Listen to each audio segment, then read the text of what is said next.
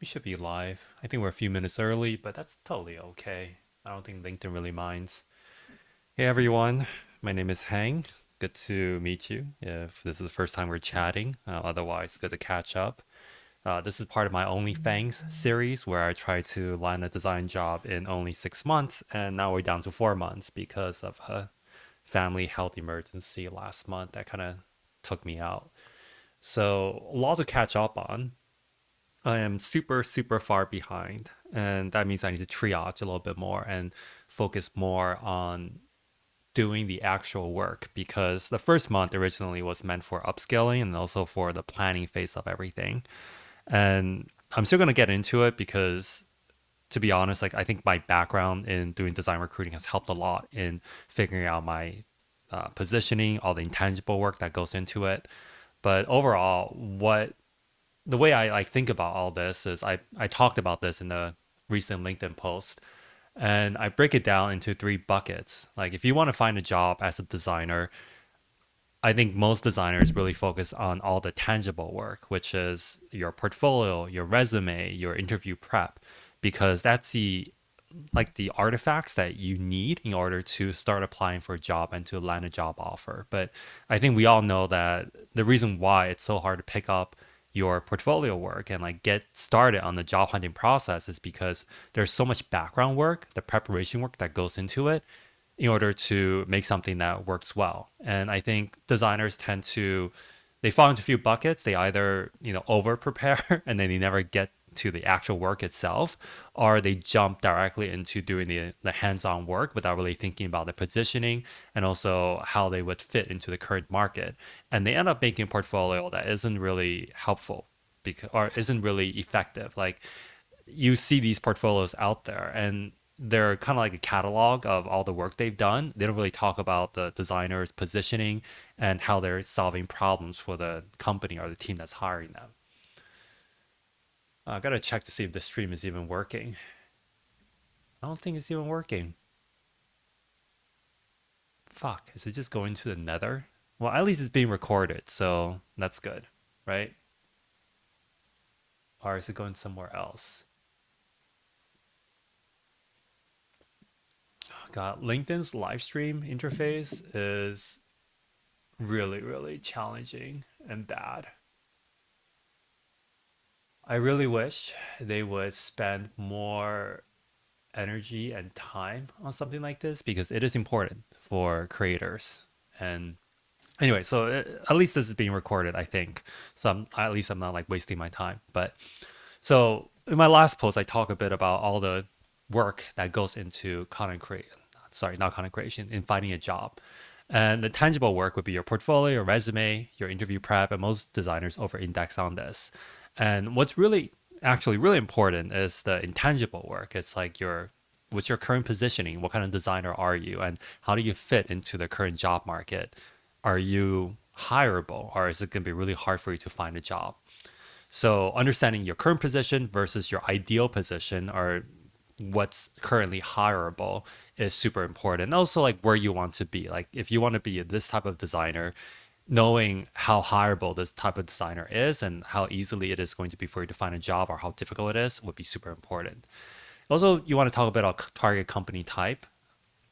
And I don't think most designers talk enough about this because if your goal is to work at JP Morgan and Chase or a legacy health tech company, then your approach is going to be very different than if you want to work for a very small early stage startup or a big tech company like a FANG, like Google or Netflix. And your portfolio is going to have different tiers of quality, I would say, as well in terms of visual design, as well as how you talk about strategy, how you talk about stakeholder management, complexity, etc. And I think most designers tend to try to check off too many boxes. Like they are targeting too many different types of jobs without really considering their current positioning and the kind of company they want to go to. So if you want to go to a FANG company, I think your portfolio should look a certain way. The way you talk about your experience should be a certain way. And you should be prepared for the type of questions that interviewers and recruiters are going to ask you. Versus if you want to go to an early stage startup or if you want to work at a legacy company like JPMC. And there's nothing wrong with that. It's different, right? So that's super important. And given your current positioning and where you want to be and the kind of companies you want to work at, you need to understand where your gaps are in terms of your skills and your experience. And you need to have some kind of a strategy or method for you to somehow bridge that gap in a short amount of time you have in looking for a new job, assuming you've been like recently laid off. Now, if you currently are gainfully employed and this timelines within say like a year or two, then you can afford to, I don't know, like take it a little slower and try out different things, experiment a little bit more. But if you don't have that period of time and you're on the clock for financial reasons or visa issues, etc., then you need to have a, a sound strategy going forward. And ideally, you also have a networking strategy. So most people think that just because you have, say, 500 connections or fewer, you don't really write content on LinkedIn or any other social media, and you don't know that many people, then you don't really have a network to dig into, right? Kind of true, but also there is opportunity for you to create content to build that network, to build those connections. Now, ideally, you're building those things way before you start aggressively looking for a job because otherwise you're coming to somebody for the first time and saying, I need a favor, I need you to, get me a referral or get me in contact with so and so. And people are much less likely to do you those favors the first time they meet you. But if you spend months, if not years, building up that relationship and that connection with somebody, then they're much more likely to help you. So by all means, even if you're currently gainfully employed, it's always a good idea to meet other designers and recruiters and get to know them and build that connection so you can help them and they can help you, right? It's mutual. And you need to take stock of where you are, what kind of, where you are in terms of your network and what you can do and have a good strategy going forward. So even if you have, very few connections, you don't create content, it might make sense for you to start creating content or to start reaching out to people, even if it's like immediate right now that you need help. The worst they can do is say no to you. But there will be people who say yes, and that's something that you should consider. And finally, third bucket is supporting work because when it comes to doing all the things beforehand, it's like it sounds almost too simple. Just work on your portfolio. Just reach out to people. Just do this work. And we're kind of discounting all the enormous amount of emotional labor that goes into it and the stress that we might be under when it comes to navigating your job hunt. And and we don't pay enough attention to the supporting work, which is maintaining your mental health as well as your financial runway. You got to plan for that, and also finding mutual support, like other people who are looking for a job right now, other people who are in similar situations, so that you can help each other and support each other, encourage each other, and pick each other up. Because otherwise, it can be very isolating, very lonely. You get your fifth or 10th rejection, and you're on your own, and it sucks. But if you have someone to talk it out with, that could be really helpful because ultimately we do need that kind of community and support from each other. So I spent a lot of September talking about the intangible work, like my positioning. I interviewed or, had pretty cool conversations with other recruiters like Lena and Chris Andrews from Notion. And Lena, has such she just has like a she just has really great perspectives as to how recruiters look at candidates, and she's very real about it. So it's helped me a lot about positioning. And also, there's somebody named Dan Mall. I know he used to be into design agencies, but now he's more talking about pricing and stuff and positioning. He doesn't really talk a whole lot about in-house designers anymore, but I do think his topics on positioning your design agency is very relevant to in-house designers because the concepts and strategies are very similar, and we do need to think more about how we position ourselves. So give Dan Mall a follow if you can, if you don't haven't heard of him yet, and consume his content because it is quite relevant to the issues that designers are facing right now. So I talked a bit about this, and I'll spend more time digging into it and breaking it down in the future. as I'm doing these things because I've spent the last 2 or 3 years in design recruiting and it's helped a lot. I've internalized a lot of the positioning work. And I'm not going to go too deeply into that right now, but I'm just jumping directly in tangible work, making the same mistakes I'm talking about earlier. And and this is where it gets interesting because the companies I would like to work at, the top tier design companies, they have a massive emphasis on portfolios. And I know that a lot of companies across the entire spectrum are very focused on portfolios, but I would say the companies at the kind of the tier I'm targeting are even more focused. And I know the advice we often get is have a good looking portfolio, like use a good template that's like clean, professional looking, and then like really make a really good case study in it. And I think that is true for for certain designers who have really great case studies already and who have big names that people tend to extrapolate a lot of information from. So like if you worked at Notion, you worked at Netflix, Instagram, or Robinhood, etc., people will assume that your work is going to be pretty decent because those companies have pretty rigorous design interview processes, and the work you do there is going to be at a higher tier than somebody who worked at a healthcare company, for example. So I don't have those names in my portfolio and resume, unfortunately. I think Boston Dynamics is the closest, but I still think that portfolio the case study is a little bit weaker than I would like. So for me, it means making a portfolio piece that is, or making my portfolio very different. It has to really stand out compared to the typical portfolios out there, which means I probably can use a Squarespace template or I cannot use something really simple. And right now, my portfolio is very, very simple. Like if you go to my website, hangshu.com, and you type in ultra, which is the password, you'll see this is the, very run of the mill portfolio case studies that people would see. And I don't think the current quality tier would get me even first round interviews with companies that I would like to work at, like Notion or Ramp, for example. So I need to build something better and more. And this goes into a bit about the taste that designers have. Like I know people have been talking quite a bit about it, and like you're curating stuff.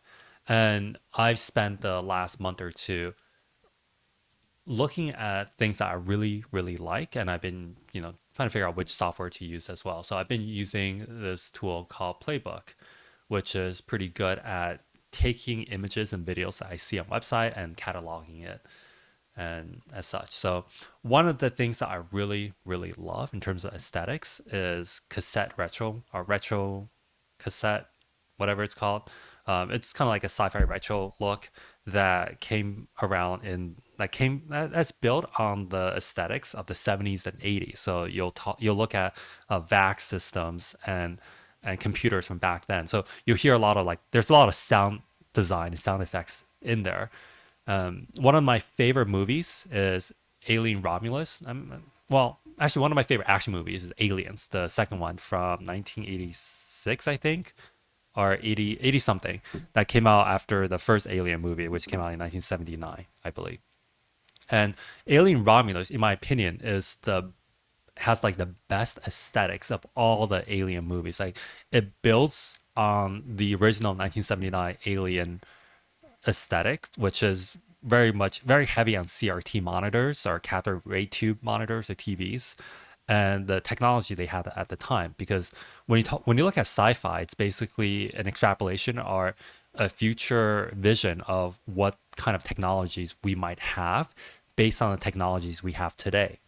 So right now, if you see a lot of sci-fi movies that are being made today, you'll see a lot of VR stuff and like God, what's that movie called? Minority Report, where you have Tom Cruise like just basically using hand gestures to control floating interfaces, and that's cool and all, but I do love how things look back from the 70s and 80s because back then they didn't have LCDs yet, right? So all the screens and monitors are curved. They look like these really fat TVs. And they didn't really think about or imagine flat screen TVs or screens yet because they didn't have the technology to build those sets on film.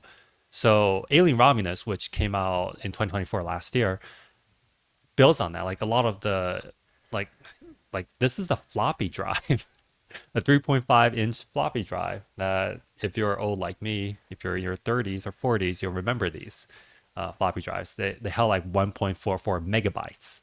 And it's just funny seeing that in a movie that's based in like the probably I think it's set in like 2083 or something. So this is like far in the future, and we're still looking at this. And this monitor looks a little bit flat, but I think some of the other screens in there are curved like a CRT monitor. So we should watch this because I love the sound design, I love the design in this, and I would love to be able to make a portfolio website that echoes this kind of aesthetic.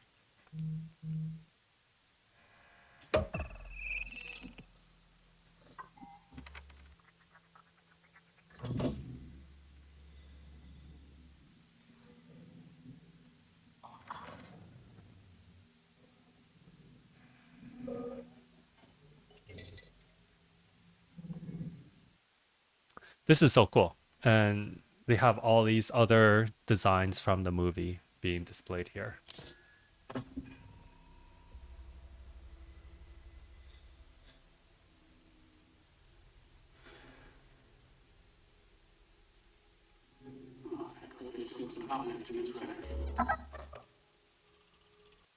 What I love about this is that it seems realistic. Like they're using modern UI patterns and mixing it up with the 1979 UI. So there's a stylus and checkboxes. Like this person's using the iPad basically, and there's a loading bar.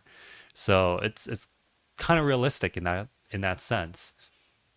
There's a lot of dust. I know in the beginning it reminds me a bit about of the Matrix in terms of the numbers, and so it's called Mother.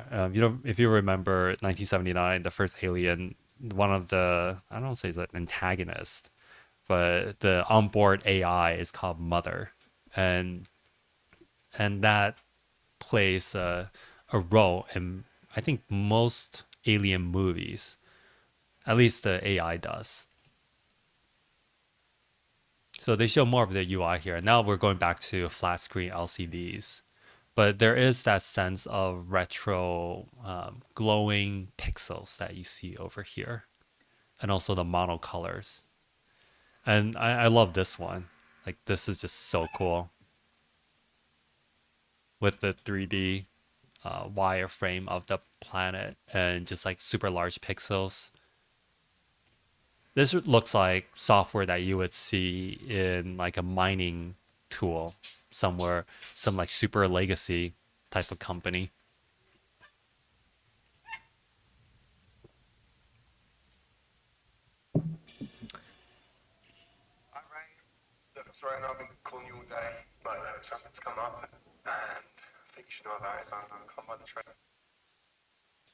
Yeah, so this is the first link that I'm going to share. And so I created a Notion document that you can find in the event itself or the event invite. And this is, so I'll basically post in all the URLs that I'm talking about so you can look at it on your own time without having to like type this in or, pause and type it in. That would be annoying.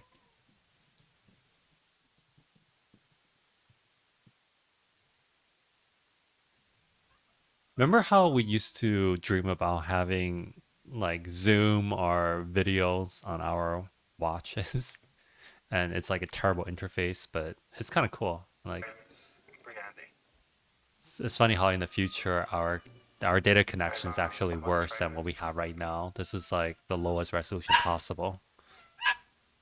But yeah, I love the UI, not just the digital UI, but also the physical UIs that they have there, and the way like this all these screens load.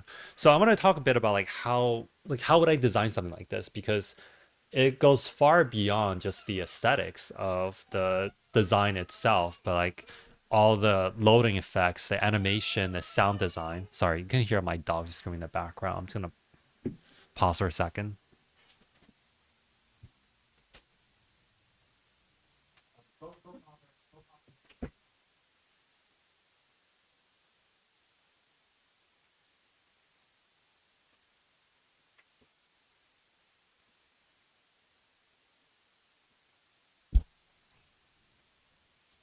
Yeah, so it's I think this is gonna be really hard to design. Like the difficulty isn't in designing the UI itself, at least the like doing this in Figma or a wireframe. The design is like it's not great, right? Like they're trying to well, how do you define not great? Because it's not in line with our current aesthetics when it comes to good UI patterns. Like you wouldn't see Airbnb or Notion design using this kind of spacing, these kind of patterns.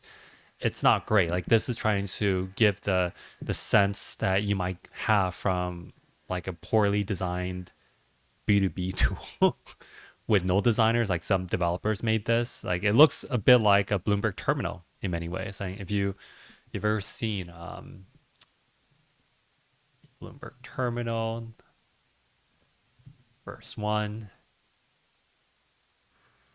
like the OG ones, like when Michael Bloomberg was young, and I think this is like back in the 70s or 80s. Like it's been around for a while. This looks like a Fisher Price toy now in a way, but yeah, that's the aesthetics that they're going for. Oh, this one, I actually do really love the design on this. I'm sure in many ways this is not super usable. They have a lot of limitations in how they show graphs and also charts. Like these are just ASCII characters as opposed to actual graphics or lines. But the aesthetics for this is just super cool, and it's hard to recreate that. And I'll show you in a moment why that's so hard to do. So yeah, anyway, there's a lot more stuff from this site, and oh god, this is so awesome. Like they show like a retro game, and the aesthetics for it is it's pretty awesome. Yeah, like I would love to make a game that looks like this. I'm not sure how the gameplay would be, but yeah, it's super cool.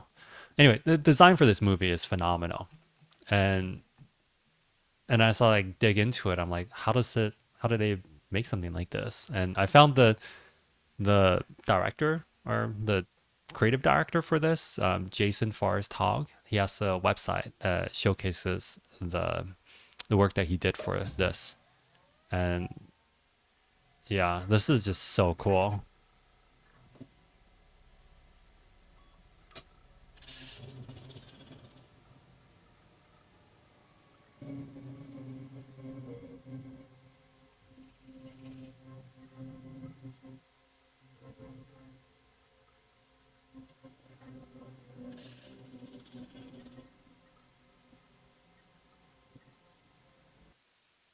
You kind of have to like break it down. Like, how do we make something like this? Because if you look at the actual designs that he made, or the designers that he worked with made, I think these are the original screens, like the UI screens or the animations that they made. And I think a lot of it is based on the fact that this is displayed on a CRT, and the CRT cathode ray tube TVs have our monitors have a very different aesthetics than the LCDs that we have. Like the LCDs are a lot more stable. You don't have the flickering, the I don't even know how to describe it, like the artifacts that we would have normally from TVs back then. Like this kind of stuff, right? Like you don't have this for LCDs ever. Yeah, and this is his website. I think his website is just like super awesome. They're not really, UI focused, but when we talk about craft, I do think we should look more into other areas that are adjacent to the typical UI design stuff that we see. But, digging into it, like what makes this look so cool? Because if you were to make this in Figma, it would look kind of flat, a little bit boring. Like you could probably pick it apart and say this is not the best design. But there's a lot that goes into it, right? Like if we were to list it out, like if I were to make this in Figma for my portfolio site, it just wouldn't work. It wouldn't have the right aesthetics. It would look fake or contrived, right? Very artificial. And I do want that authentic retro look. So So there are a lot that goes into it, and we can like list it out. I'm gonna put it to the side over here so you can see as I'm thinking through this. Just got a new trackball mouse, and I'm not used to this at all. It's my old one died. The Switch finally gave out, and this is the EXG Pro from Elecom.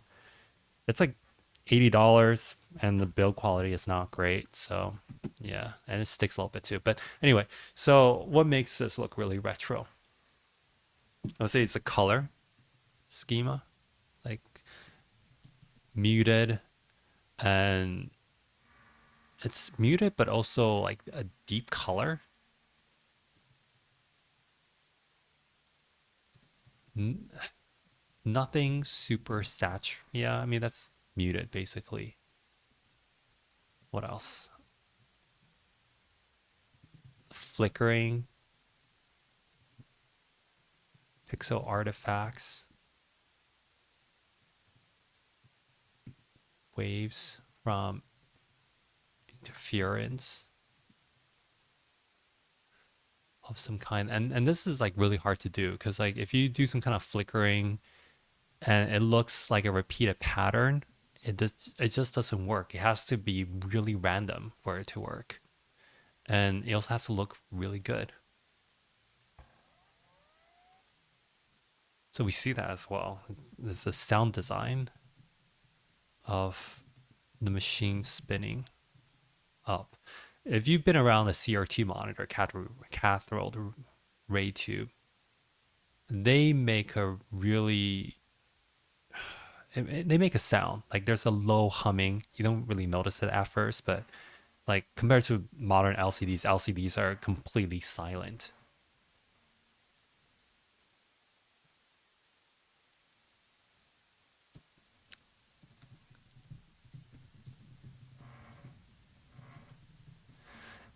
And I think it's also like sound of hard drives.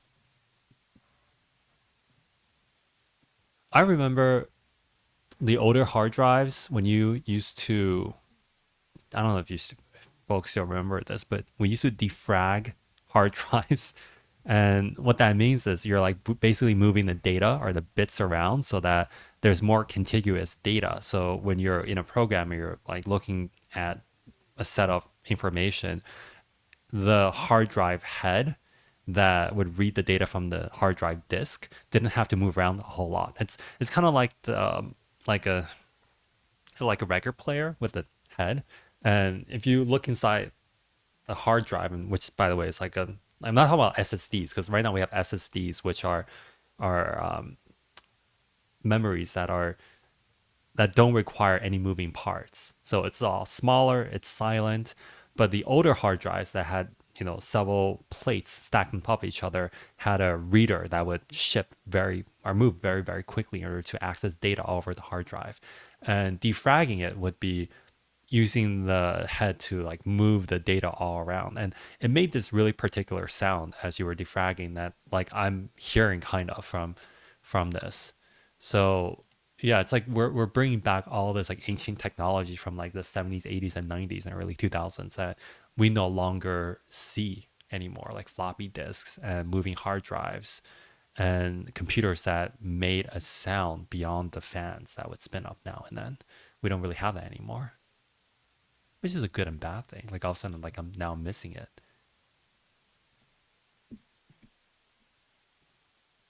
Random ASCII characters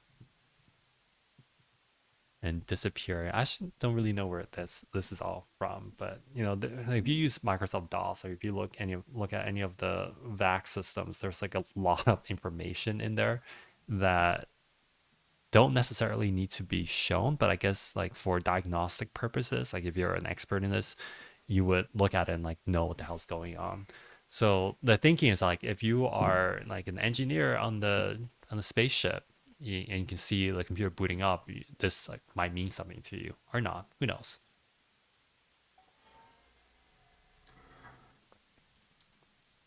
Yeah. So loading times, I think that's like another thing. So what I'm trying to do right now is I'm breaking down why this thing feels so retro because I have a feeling that if I try to make this my portfolio, it just wouldn't work unless I have all these ingredients in there as well. Because this is why it works for this. And if you look at this closely, you'll see that there's a warping of the text. It's not perfectly flat. It's a CRT monitor. If you haven't seen CRT monitor before, it's it's not completely flat. The screen is bulbous. It's spherical a bit. And it's showing that. So there's that warping. It's kind of like a using a wide angle lens on your camera where there is distortion.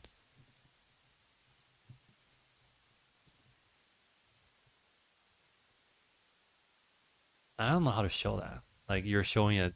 This is we're basically going back to we're going we're leaving flat design, flat versus skeuomorphic.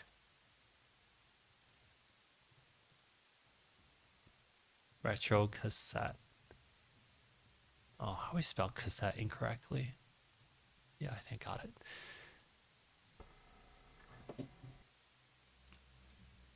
Flickering, blinking, and this is thing where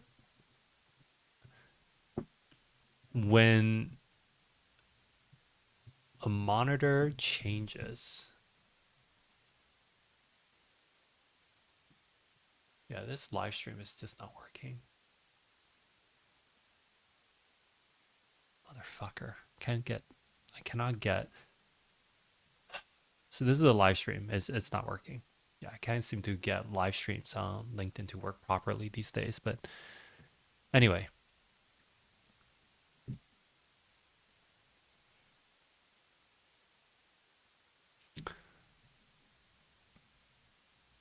when a monitor shuts down, starts up, there is a brief CRT animation that happens, which I can you can catch really quickly. And they're doing that whenever they change screens.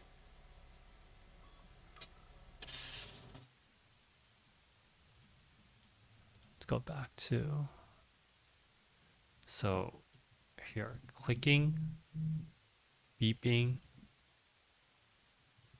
fan sounds,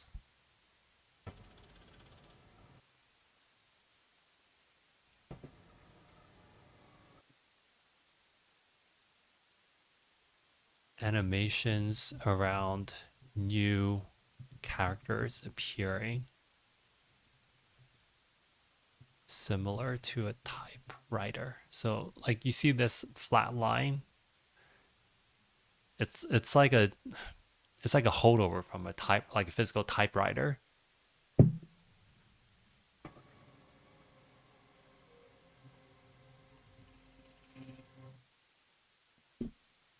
Lines and graphics do not load at the same time, but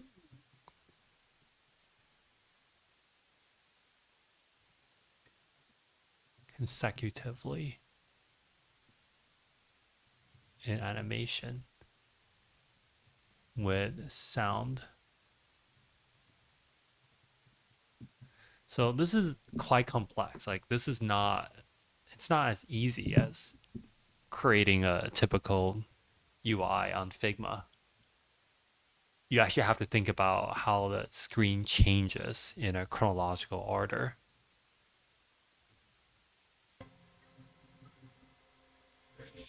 Oh, that's interesting because like that zoom was super smooth and I didn't like it. It didn't feel like a retro thing for some reason. It felt a little bit too modern.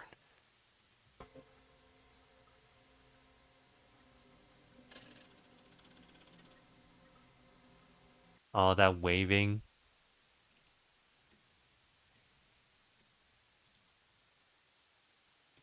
flickering, blinking.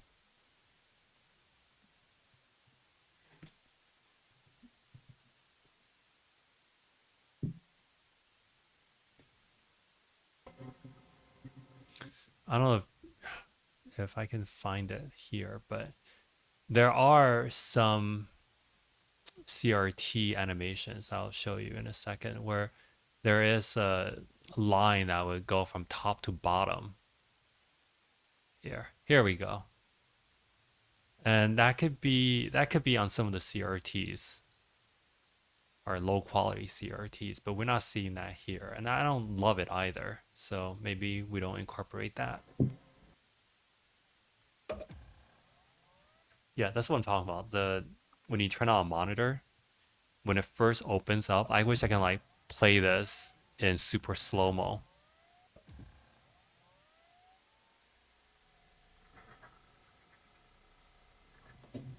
Yeah, we missed it. This this is so cool. I don't know how I would I don't know how I could possibly make something like that.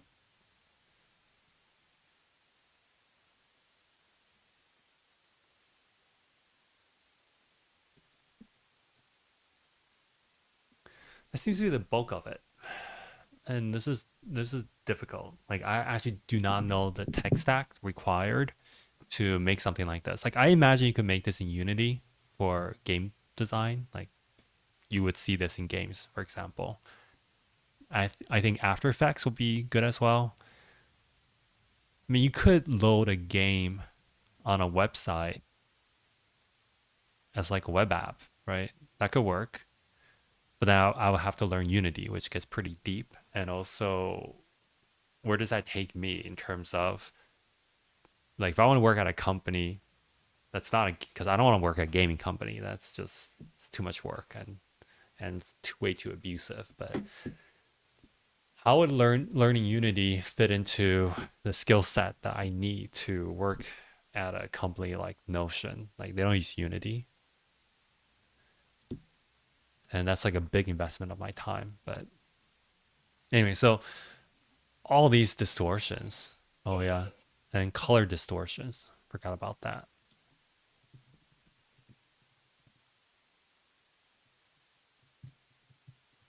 Go off wavelength.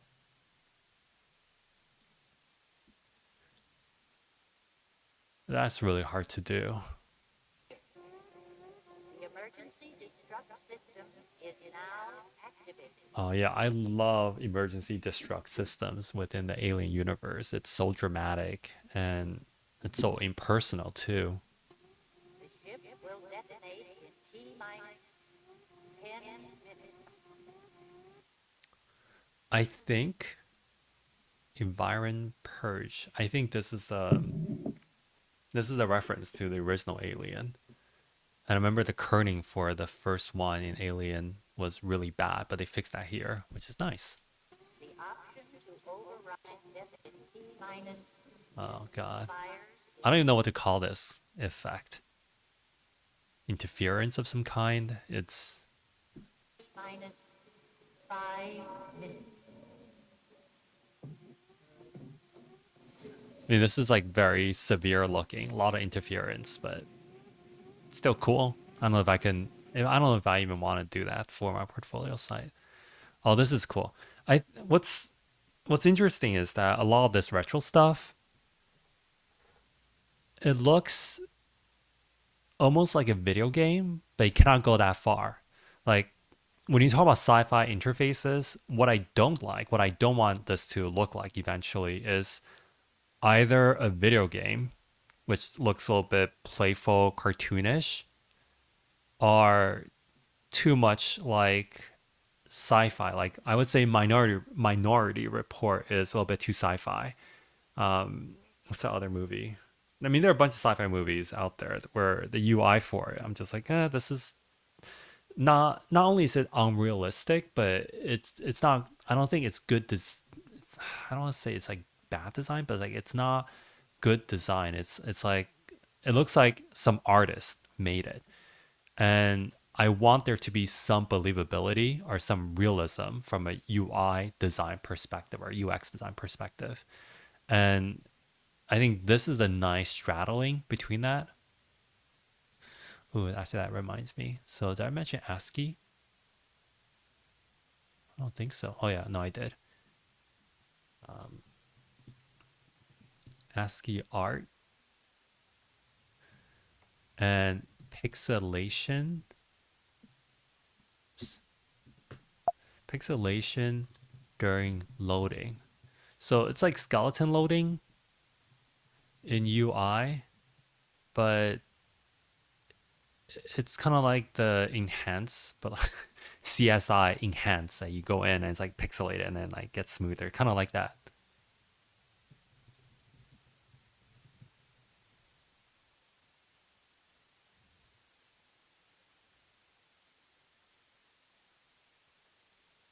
So this thing over here, it looks a little bit too much like a video game, but it's still very cool. And I'm not sure why it looks a little bit too much like a video game. Is it like the super large pixels? I mean, this maybe it's the beginning animation. This is like it looks like a video game, like a space shooter from the 80s or 90s. It's cool though. And then this looks like one of the readmes that you would get from like going to a site that gets you cracked Adobe Photoshop 6.0 and 7.0. It's like, oh, we're a cracking group. It's like that. I love the aesthetics, but it might be a little bit too far for what I'm looking for. Anyway, so this is super cool. We look through these. This is a close-up view. And I do wonder, like, if I'm making this, do I need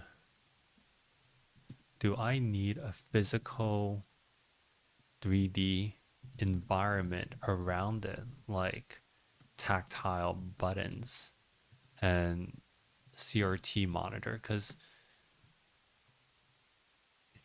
if we look back up here, like this completes the picture, right? Like seeing this like off-white beige screen. And what does that look like? It's like 80s to 90s off white beige computers, monitors, CRT, dusty, dirty,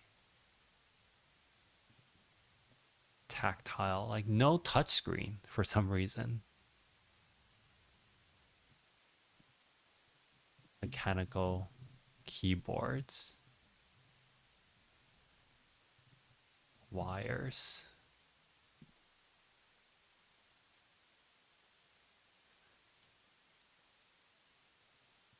drawn lines, and curves. Like this makes it, right? Like without this, the screen is not as cool looking.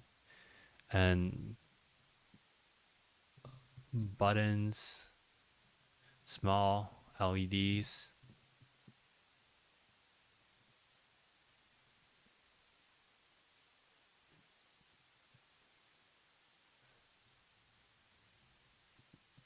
I talk about the font as well.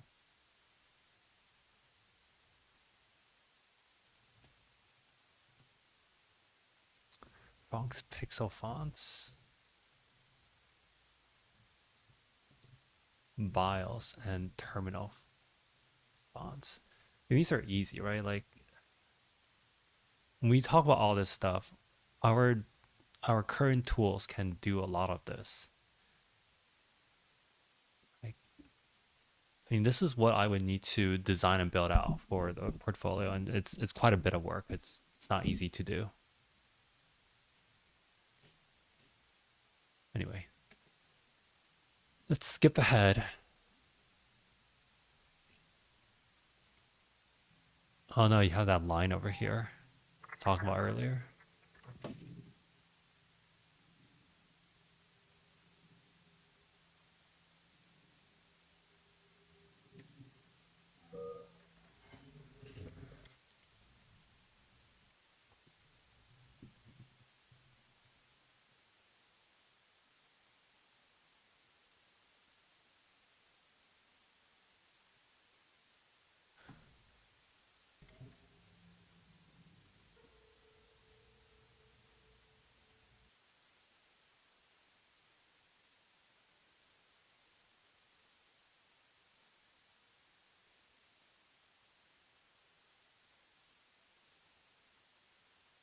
Which one is this? Yeah, it's the same one. All right. This is cool to see because you can, so it's a slideshow, right? Like, here's what the end results look like.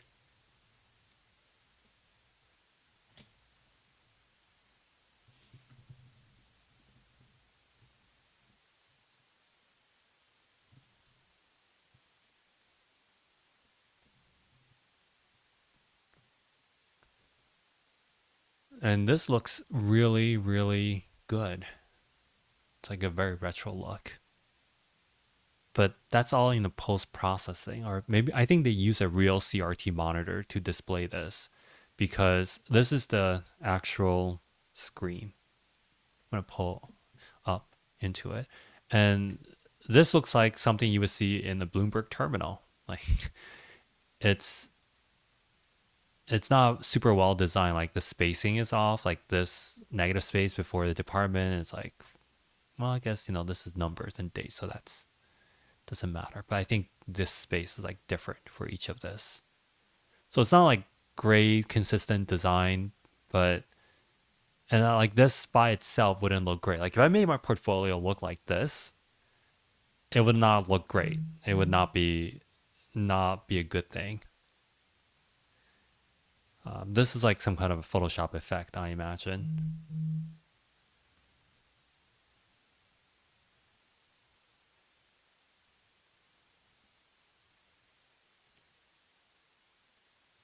Yeah, I mean, I can make all this stuff in Figma or Photoshop or Illustrator. It doesn't really matter. Oh, look at this. It's like some speed lines over here. So they put some of that effects here, but mainly it's all some kind of like After Effect and yeah, literally After Effects, Adobe After Effects, because this is how the screen is shown or the image is shown in the movie. So what this tells me is that, oh yeah, there's also like a highlight. So it feels like at the very least, at the very least, the screen needs to reflect that there's another environment outside the screen, right? Like when you see this, it's not just the pixels that you see on the screen, but like the surface of the glass of the CRT monitor has dust. It's reflecting the ambient light that's coming on the screen from the environment that you cannot see, like behind the camera, right? And that's what makes this real, makes it look really, really good. And I need to somehow show that. It's a blurring too. Oh shit, I forgot about that.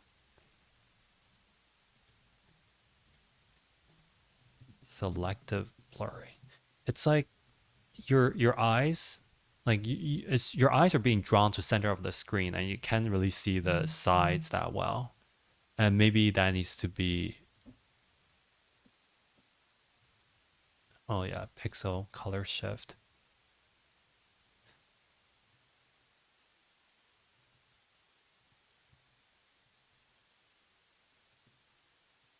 areas of the UI.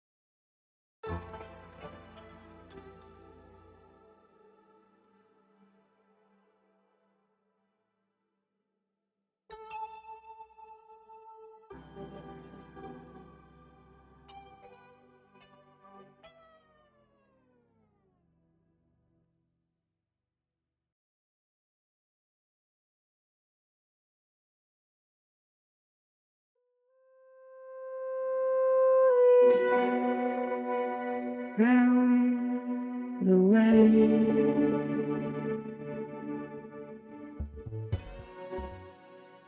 Road to the fire we made, rivers from the rain.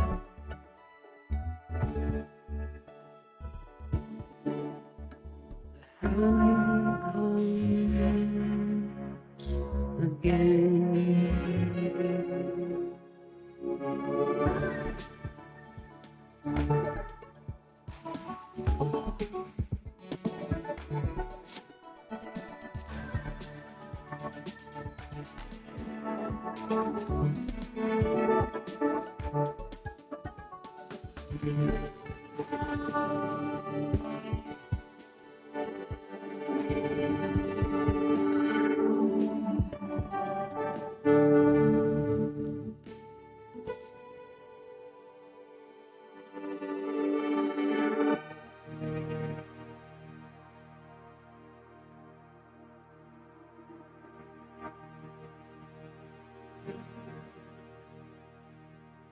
Then did I lose the way while in the trees I lay?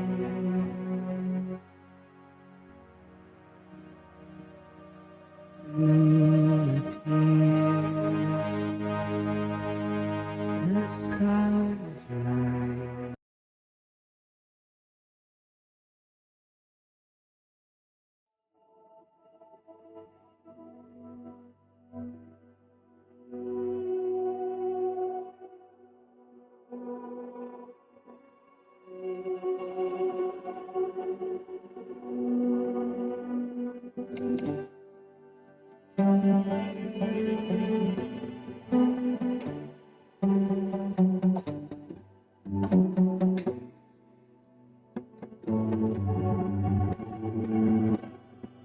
I took a number from the ghost, riddled down the magic roads, a little frightening, a little frightening.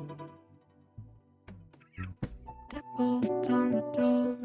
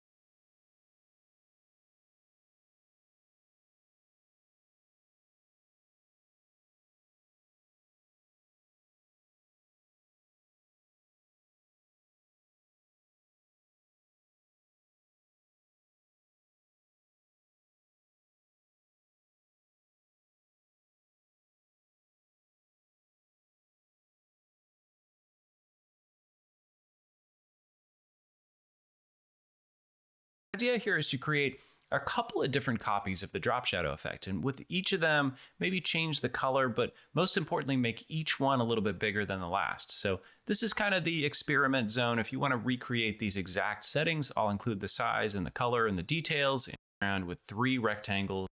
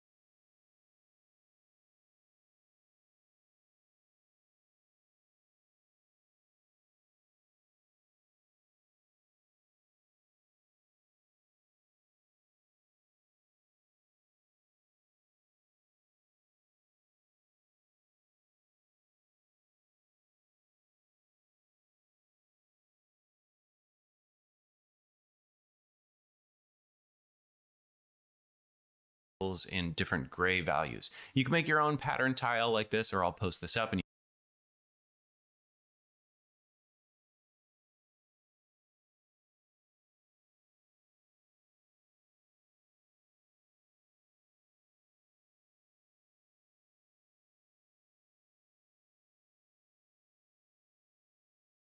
you guys can download it below. But let's just take this as gray, this layer of the pattern. We'll be working in black and white and gray here. Then way in here, we've got these gray squares, and or if we found a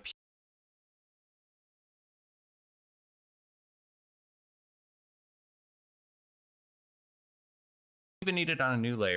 Image very, very lo-fi. It's almost impossible to see because it's just made up of a couple of rectangles. You can still see the scale. This is obviously down to 30.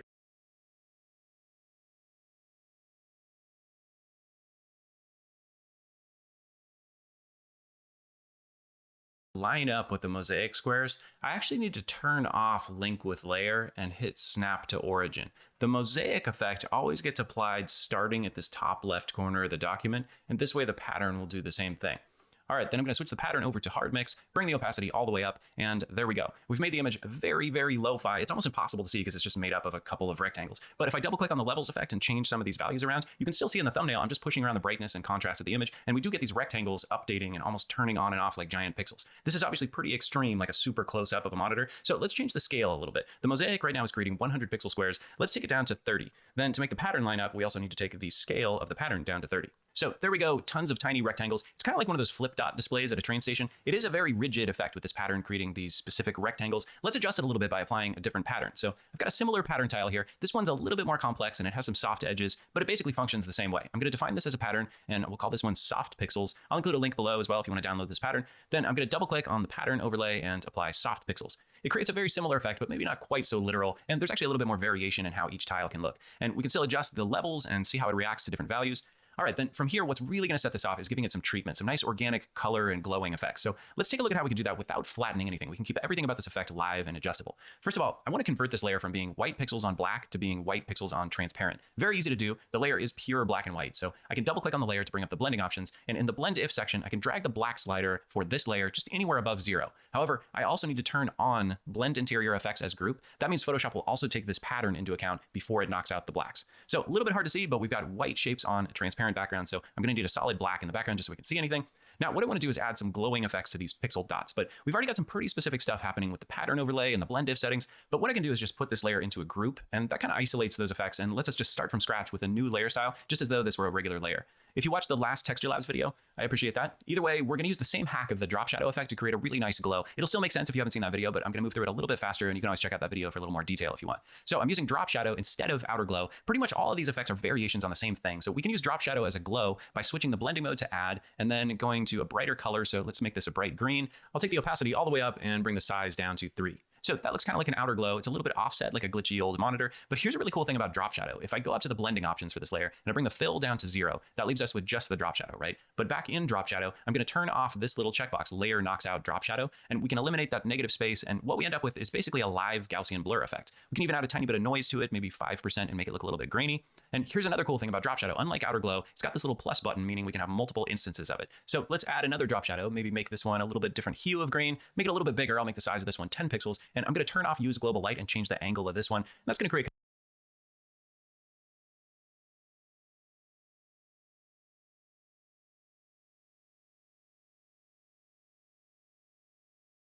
a transporter. I'm going to set a pattern preset to get all kinds of cool looks, even a matrix themed one. If you make a few different copies using this pattern at different scales, then layer them up and add some directional blur, you can get some cool matrix looks going. Either way, I hope you guys enjoy experimenting with this effect. Lots more on the way from Texture Labs.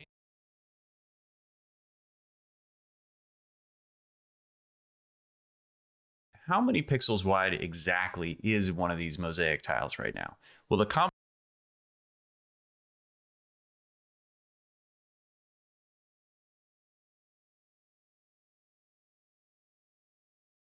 composition is 19 white, and that's only going to happen when the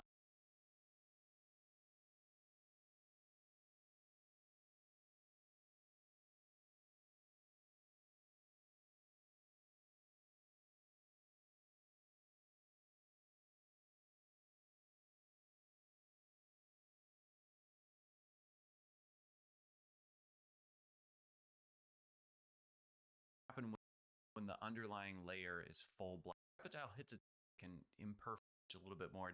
Download this template I created with a custom controller to access all these properties in one place. Makes it easy to add keyframes. 24, maybe check up on me and see if I did that in the future. In any case, hope you enjoyed this video. Thanks for watching, and I will see you next time.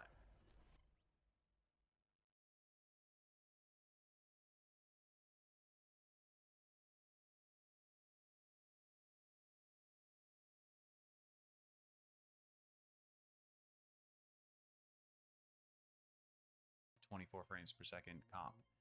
All right, well, that is the whole thing. It's been a journey, but the fun part is actually trying some animation and some footage with these layers on top. Don't forget, you can skip all of the labor and download this template I created with a custom controller to access all these properties in one place. Makes it easy to add keyframes to all the details. There are a few extra features in here, 2 different styles of display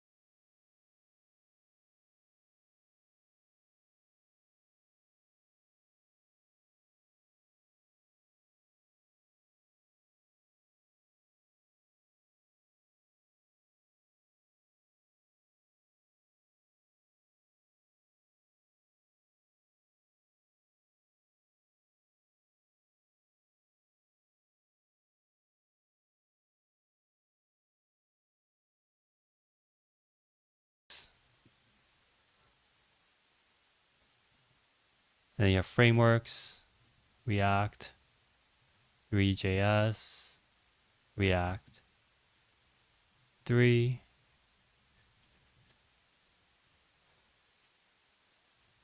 Can you vibe code this? Can you use cursor? I am skeptical.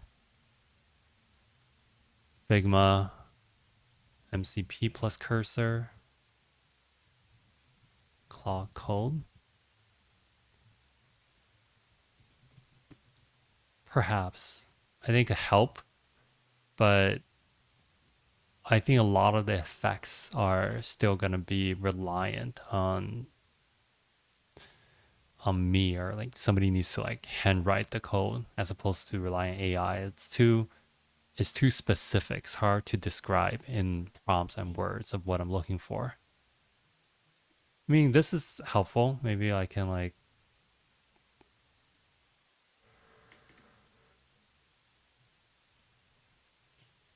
what if I just fed all this to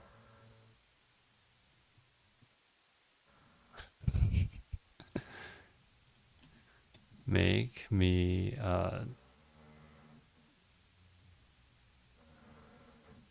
UI with a retro sci-fi look similar to the one done in Aliens Romulus. Here are some notes and references. I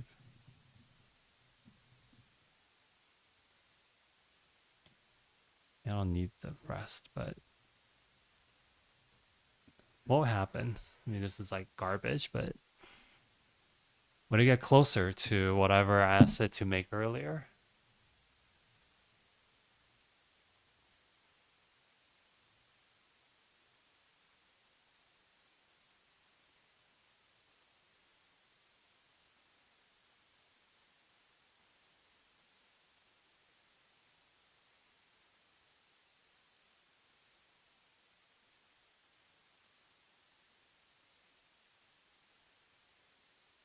yeah. Anyway, I hope this is useful. I'm gonna see what it looks like as an output, and then we'll shut it down. I've chatted for an hour and a half. Not too bad. A lot to learn.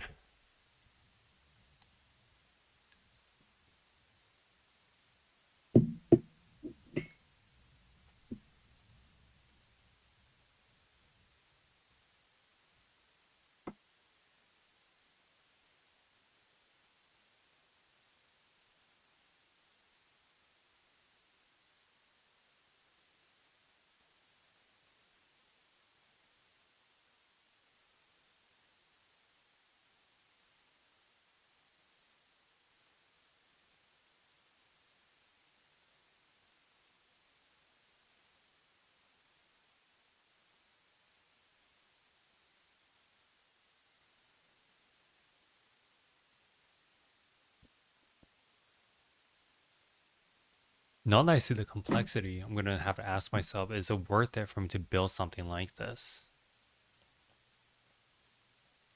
The challenge with this is that it's one, hard to describe, and also not many other developers have built anything like this before.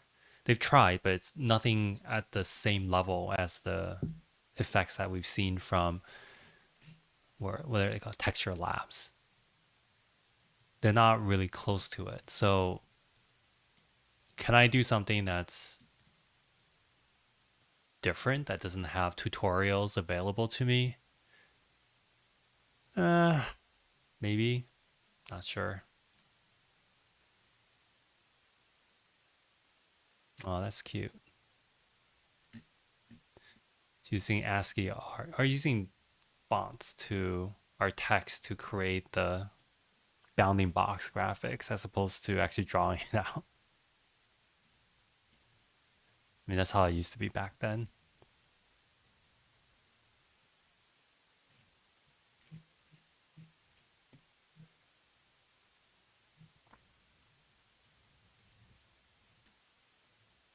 Okay, well, it's done a good job of organizing all the things I've written in. It's combining all the different things that I put in there. Okay. It's getting clearer.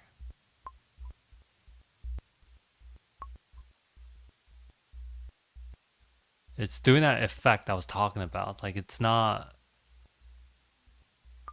exactly what I'm looking for, but where is it?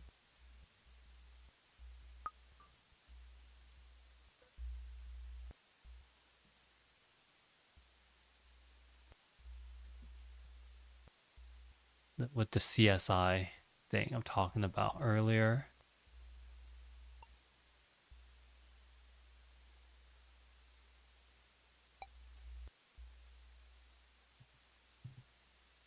Yeah. Okay, so I can do that.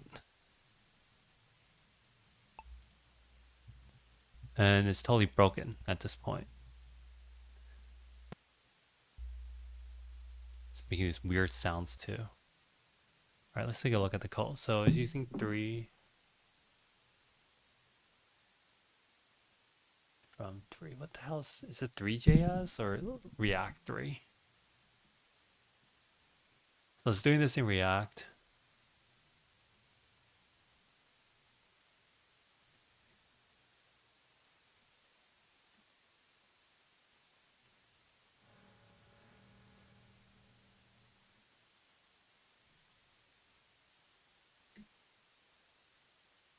Okay.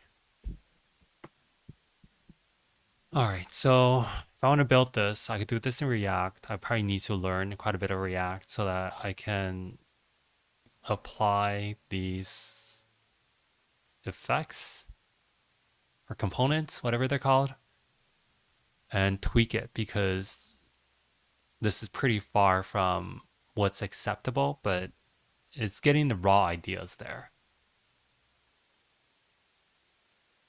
Huh.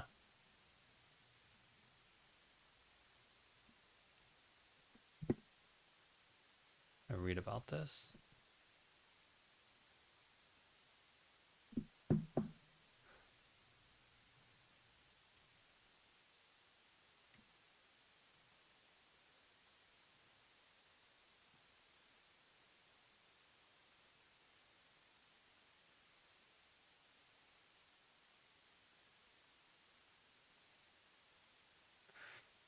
Fuck, I gotta learn 3JS then.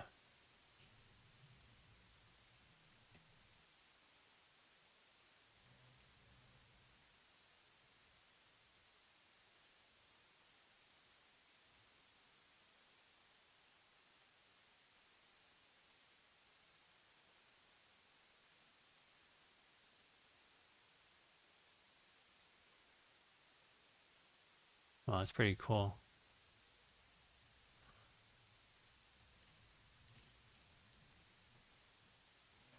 So I want to be able to make this and then give it the same kind of effects I've seen from After Effects layered on top.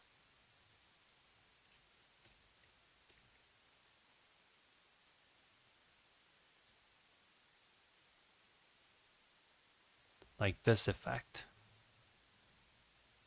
on this. Something like this. Fuck, that's really hard. All right. I gotta run. This has been a good recording because the live thing does not work at all. And yeah, I'll see you folks soon.